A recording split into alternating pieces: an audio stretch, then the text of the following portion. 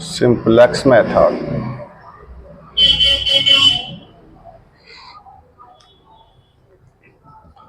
Example number 4।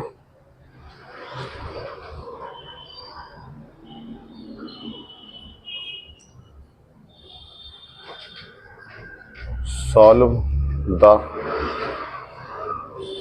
Following LPP by simplex method. Maximum Z बराबर है 40x1 plus 35x2 subject to 2x1 plus 3x2 less equal to 60, 4x1 plus 3x2 less equal to 96, x1 x2 greater equal to 0। देखिए मैंने कल भी बताया था इसे क्या बोलते हैं हम, ऑब्जेक्टिव फंक्शन। क्वेश्चन में लिख लेते हैं पहले। सॉल्यूशन में गिवन मैक्सिमम जेड बराबर है 40x1 35x2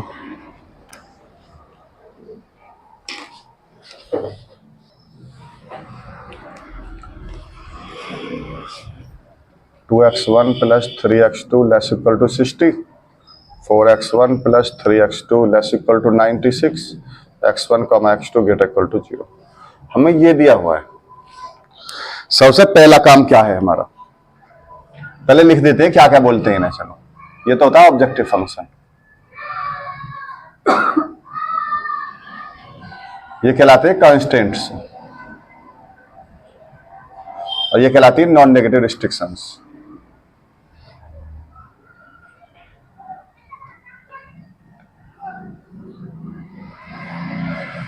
सबसे पहला काम क्वेश्चन मैक्सिमाइजेशन का होना चाहिए। अगर मिनिमाइजेशन का तो उसे मैक्सिमाइजेशन का बनाते हैं। कैसे? माइनस का इंटू करके, जैसे ट्रांसपोर्टेशन असाइनमेंट में कर रहे हैं हम। ठीक है। दूसरा स्टेप कि जो राइट हैंड साइड में टर्म लिखी हुई है इन्हें BI बोलते हैं। क्या बोलते हैं? BI। ये सारे BI कैसे होने चाहिए? पॉजिटिव होने चाहिए, इनमें कोई नेगेटिव नहीं होना चाहिए। ठीक है। ये दो स्टेप हमें पहले नंबर पर चेक करने हैं क्वेश्चन के अंदर। अगर ये तो नेगेटिव है तो माइनस का इंटू करके उसे पॉजिटिव बना लेंगे। उसके बाद क्या करना है, इनको इक्वल टू बनाएंगे दोनों इक्वेशंस को। ठीक है। कैसे बनाएंगे? लिखेंगे change constraints in equation with the help of select variable. देखिए जब ये लेस इक्वल टू की इक्वेशन है तो लेफ्ट हैंड साइड में कुछ ऐड करना पड़ेगा हमें। जब इक्वल टू बनेगी तो जो वेरिएबल ऐड किए जाते हैं लेफ्ट हैंड साइड में उन्हें हम सिलेक्ट वेरिएबल बोलते हैं। फर्स्ट चैप्टर में आएंगे डेफिनेशन सभी। जो वेरिएबल माइनस किए जाते हैं, सेपरेट किए जाते हैं लेफ्ट हैंड साइड से, उन्हें हम सरप्लस वेरिएबल बोलते हैं। तो हमें सिंपलेक्स मेथड में केवल सिलेक्ट वेरिएबल की जरूरत पड़ती है, तो हम लिख दिया with the help of select variable. पहली इक्वेशन में हम कर रहे हैं ऐड। जितने वेरिएबल हमें दे रखे होते हैं ना, 2 वेरिएबल दे रखे हैं, 3 से स्टार्ट कर देते हैं जोड़ना। इसमें 60, 4x1 प्लस 3x2 प्लस। अब देखिए इसमें हमने पहली वाली इक्वेशन में x3 ऐड किया, जब थोड़ी दूसरा x3 ऐड करने से इक्वल हो जाएगा, हो सकता है उसमें कुछ और ऐड करना पड़े, तो उसमें क्या कर देंगे हम x4 ऐड कर देंगे 96। ठीक है। अगर ये 3 वेरिएबल दे रखे हो तो x3 तक, तो x4 एक्स्ट्रा ऐड करते हैं इसमें। उसके बाद क्या करना है हमें, जो वेरिएबल हमें दिए, हमने ऐड किए हैं, उन वेरिएबल को छोड़ के बाकी सबको 0 पुट कर देंगे। इसमें पुट कर देंगे x1 बराबर 0, x2 बराबर 0। तो जो वेरिएबल हमने ऐड किए हैं ना उनकी वैल्यू आ जाती है निकल के, आगे उनकी वैल्यू निकल के। ये कहलाता है initial solution, initial basic solution. ठीक है। अब जो ऑब्जेक्टिव फंक्शन है उसको रखते हैं। ऑब्जेक्टिव फंक्शन 2 वेरिएबल का है और हमारे कितने वेरिएबल है यहाँ पर? 4। तो इस ऑब्जेक्टिव फंक्शन को हम 4 वेरिएबल का बनाएंगे और ऑब्जेक्टिव फंक्शन मैक्सिमम में होना चाहिए। एंड मैक्सिमम जेड बराबर 40x1 35x2 0x3 0x4। ठीक है। हो गए 4 वेरिएबल का ये भी। अब बनाएंगे सिंपलेक्स टेबल।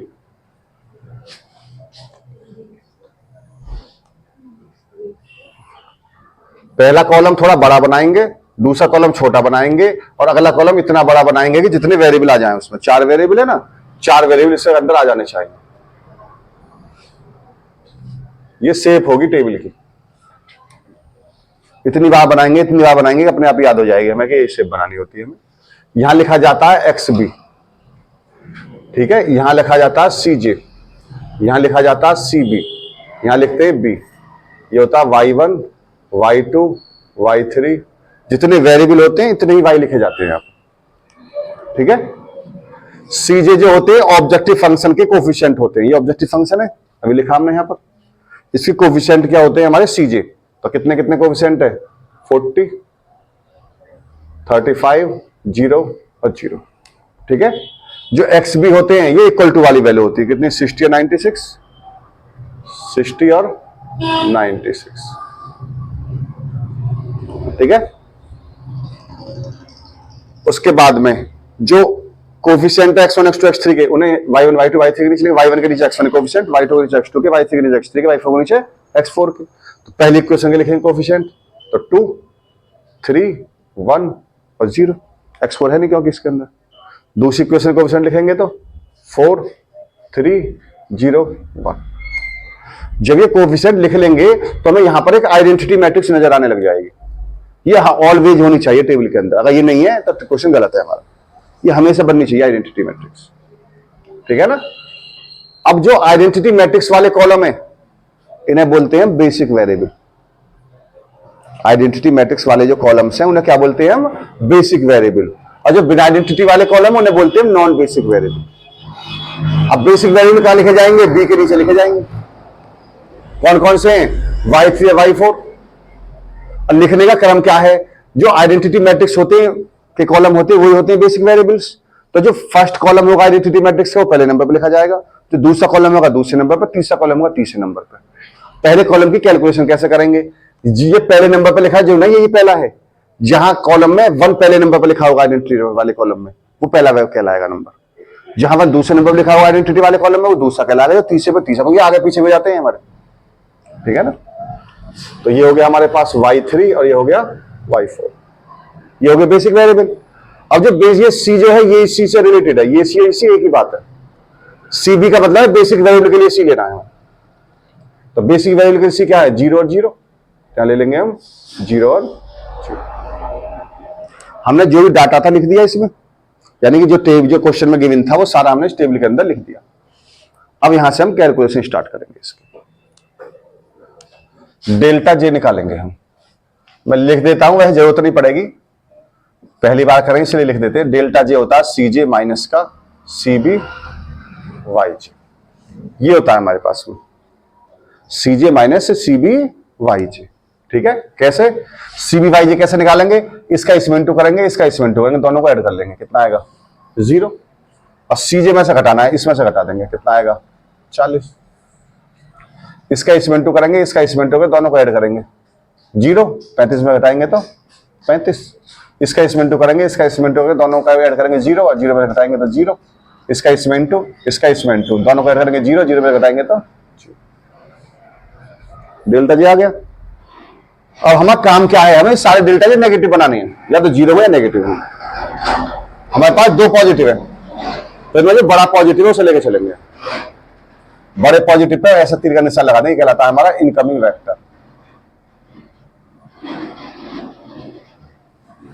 ठीक है। अब लास्ट वाला कॉलम अब लिख रहे हैं हम, क्योंकि टेबल में लिखने के बाद पता नहीं पड़ता कौन से पहले लिखा कौन से बाद में लिखा है। क्या लिखेंगे? X B upon incoming vector y1, ठीक है। 60 को 2 से डिवाइड करेंगे, कितना आएगा? 30। 96 को 4 से करेंगे, कितना आएगा? 24, ठीक है। इन दोनों में जो छोटा एलिमेंट होगा उसके आगे लिख लेंगे मिनिमम, ठीक। अब इस मिनिमम के सामने और इस इनकमिंग के सामने जो एलिमेंट होगा ना उससे बॉक्स बना देंगे। ये कहलाता है हमारे पास की एलिमेंट, की एलिमेंट, ठीक है। अब इस की एलिमेंट के सामने जहां भी आइडेंटिटी वाला कॉलम का 1 होगा उसको बाहर कर देंगे। इसके सामने 1 ये आइडेंटिटी वाले कॉलम का, इसका ये कहलाता है आउटगोइंग वेक्टर।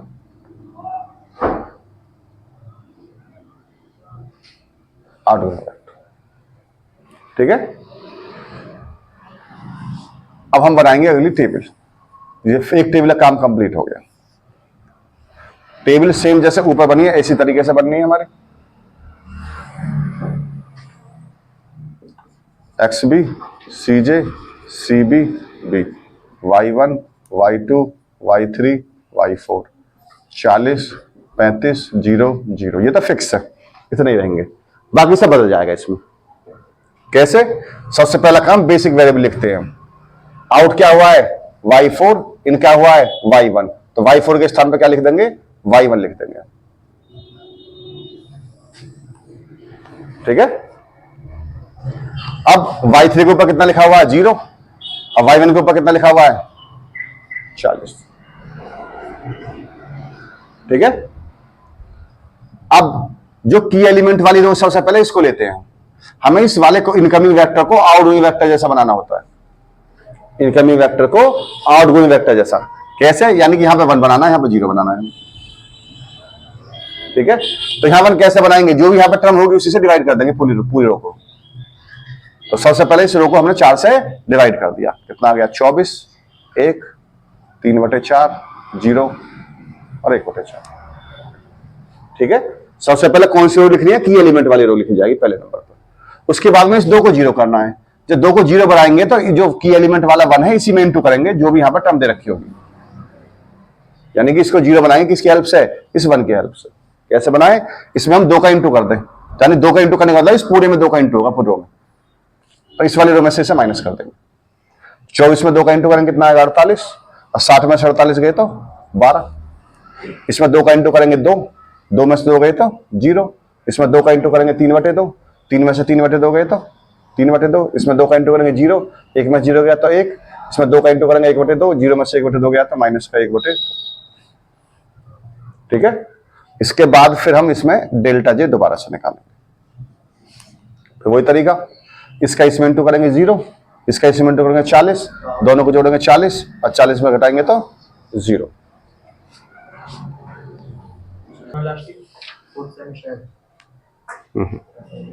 इसका इसमें इंटू करेंगे 0, इसका इसमें इंटू करेंगे 30, इसका इसमें इंटू करेंगे 0, इसका इसमें इंटू करेंगे 30, 35 में घटाएंगे तो कितना आएगा? 5। इसका इसमें इंटू करेंगे 0, इसका इसमें इंटू करेंगे 0, दोनों को जोड़ेंगे 0 और 0 में घटाएंगे तो 0। इसका इसमें इंटू करेंगे 0, इसका इसमें इंटू करेंगे 10, दोनों को जोड़ेंगे 10 और 0 में घटाएंगे तो माइनस के 10, ठीक है। इसके बाद एक पॉजिटिव भी है हमारे पास में, तीर का निशान लगा देंगे। यहां लिखेंगे XB अपॉन Y2, ठीक है। इससे इसको डिवाइड करेंगे XB को 12/3/2, कितना हो जाएगा?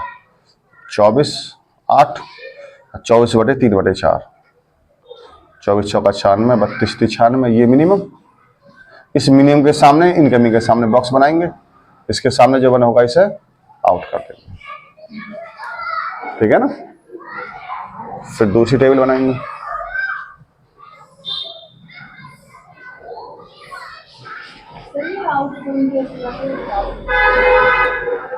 जो की एलिमेंट है हमारे पास में, ये की एलिमेंट है, इसके सामने जो भी आइडेंटिटी वाला 1 होगा उसको आउट करते हैं। XB CJ CB B, Y1 Y2 Y3 Y4, 40 35 0 और 0। सबसे पहला काम आउट क्या हुआ? Y3, इन क्या हुआ? Y2। यहां से Y3 को हटाकर Y2 लिख देंगे यहां पे।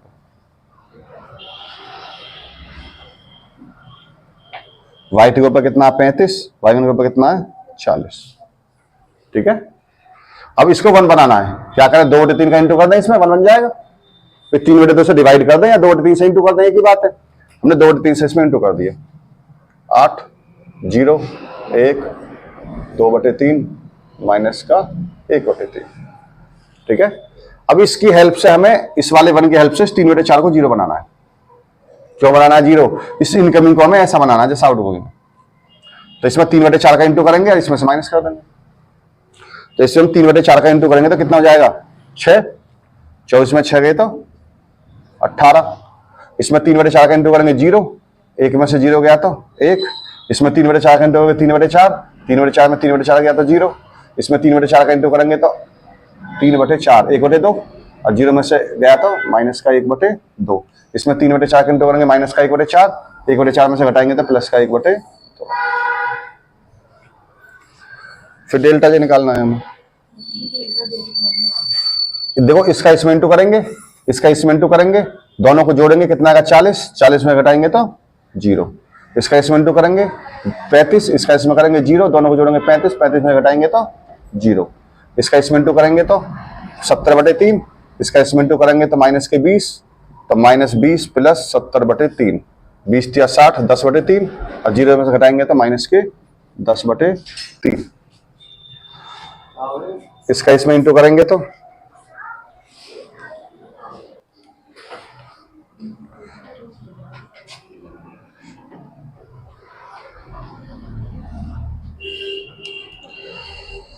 भाई इसका इसमें इंटू किया हमने कितना आया 20 माइनस के, इसका इसमें इंटू किया 70/3, 70/3 में से 20 करेंगे 20 या 60, 10/3, 10/3 को 0 में घटाएंगे तो माइनस का 10/3, इसका इसमें इंटू करेंगे 35/3, इसका इंटू करेंगे 20, तो 20 माइनस के 35/3, 20 या 60, 60 में से 35 किया तो 25 बचे, माइनस के 25/3। हम देख रहे हैं साइड डेल्टा जे कैसे हो गए, नेगेटिव है या 0 है, लिख देंगे since all delta j less equal to 0, so solution is optimal and optimal solution is x1 is equal to, देखिए जो y1 के सामने एलिमेंट होगा ना वो तो x1 कहलाएगा, xb के अंदर, xb में आती है x1 x2 x3 की वैल्यू, y1 के सामने वाला कितना होगा x1 18, y2 के सामने वाला कितना होगा x2 8, दो वेरिएबल दिए क्वेश्चन के अंदर, अगर इससे ज्यादा दे रखे होते क्वेश्चन के अंदर यहां पर नहीं होते तो उनके मान 0 कहलाते। मैंने क्या बताया था, जो बेसिक वेरिएबल होते हैं केवल उन्हीं का मान आता है निकल के, बाकी सब नॉन बेसिक कहलाते हैं, उनके सबके मान कितने होते हैं 0। एंड मैक्सिमम जेड कितना होगा, जेड के अंदर वैल्यू को पुट कर दीजिए, या तो यहां रख दीजिए मानों को, इनको यहां पर, या फिर इसका इसमें इंटू इसका इसमें इंटू दोनों को जोड़ दीजिए, एक ही बात है, ठीक है। तो 40 इंटू 18 प्लस 35 इंटू 8, 18×72 720 प्लस 280 बराबर 1000, ये हमारा आंसर है।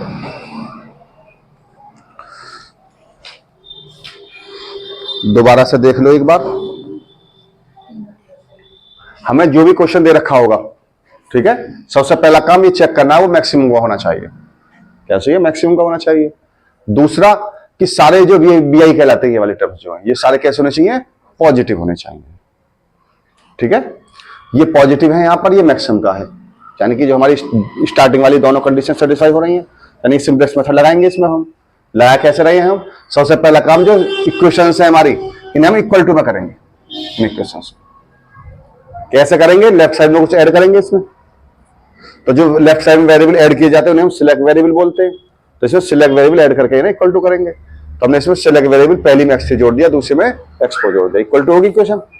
अब हमें जो वेरिएबल ऐड किए उनके मान भी तो चाहिए, तो मान निकालने के लिए क्या करेंगे, x1 x2 को जो वेरिएबल दी हमने ऐड किए उन्हें छोड़कर बाकी सब 0 रख देंगे, तो इनके मान आ जाएंगे फिर निकल के, x1 x2 0 रख दिए हमने इसमें, तो x3 x4 के मान आगे निकल के हमारे पास, ठीक है। अब जो ऑब्जेक्टिव फंक्शन है उससे भी इतनी वेरिएबल करेंगे जितनी वेरिएबल में इक्वेशन है, 4 वेरिएबल में इक्वेशन, इसे 4 वेरिएबल कर दिया, कैसे 0 0 करके जोड़ दिया, कोई फर्क नहीं पड़ेगा, इतनी आएगी वैल्यू जब भी। अब बनाएंगे सिंपलेक्स टेबल हम, ठीक है, सिंपलेक्स टेबल के अंदर CJ ऑब्जेक्टिव फंक्शन कोएफिशिएंट लिखे जाएंगे, ठीक है, XB के नीचे ये इक्वल टू वाली वैल्यू लिखी जाएंगे, और Y1 के नीचे X1 के कोएफिशिएंट 2 और 4, Y2 के नीचे X2 कोएफिशिएंट 3 और 3, Y3 के नीचे X3 कोएफिशिएंट 1 और 0, और Y4 के नीचे X4 कोएफिशिएंट 0 और 1, ठीक है।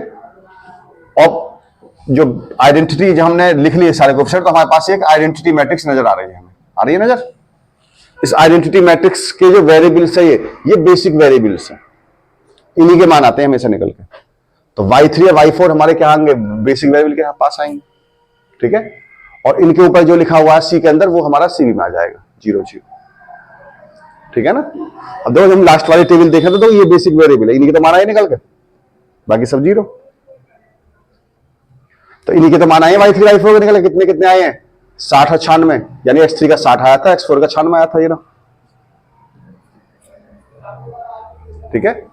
अब हमने जब डेल्टा जी चेक किया तो हमने देखा कि डेल्टा जी तो पॉजिटिव है इसके, यानी कि सॉल्यूशन ऑप्टिमल नहीं है, हमें उसे ऑप्टिमल बनाना है। ऑप्टिमल कब बनेगा, जब सारे डेल्टा जी नेगेटिव हो जाएंगे।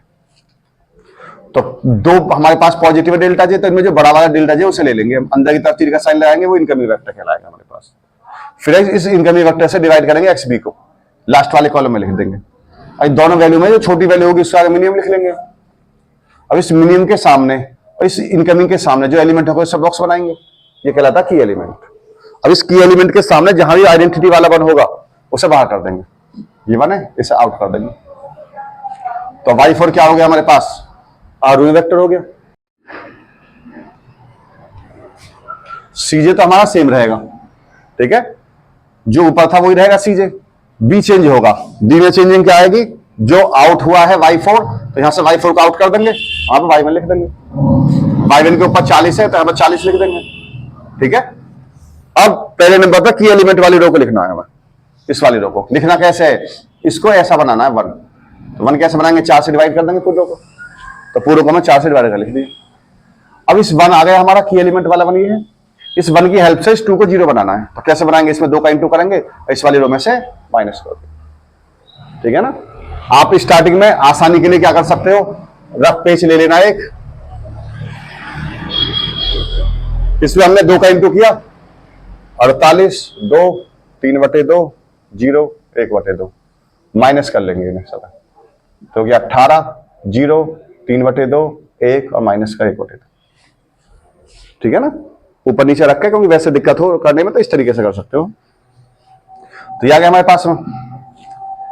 अब फिर डेल्टा जी निकाले दोबारा से हमने, इसका इसमें इंटू, इसका इसमें इंटू, दोनों को ऐड करेंगे, सीजे में से माइनस कर देंगे, इसका इसमें इंटू, इसका इसमें इंटू, दोनों को ऐड करेंगे, ऊपर वाले में से माइनस कर देंगे, तो 5 आ गया पॉजिटिव हमारे पास, ठीक है।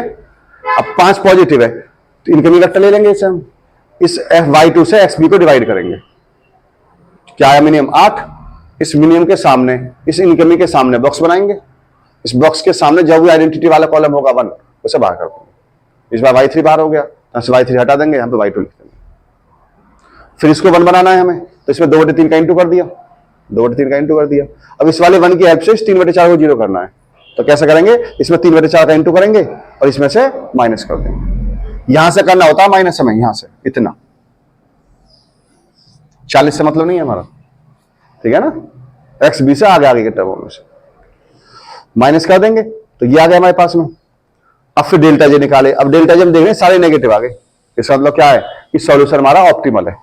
सॉल्यूशन लिखेंगे कैसे, y1 के सामने वाला x1, y2 के सामने वाला x2, x1 x2 की वैल्यू कहां रखेंगे, ऑब्जेक्टिव फंक्शन के अंदर यहां पुट कर देंगे, तो क्या आ जाएगा हमारे पास में मैक्सिमम z आ जाएगा, ठीक है ना।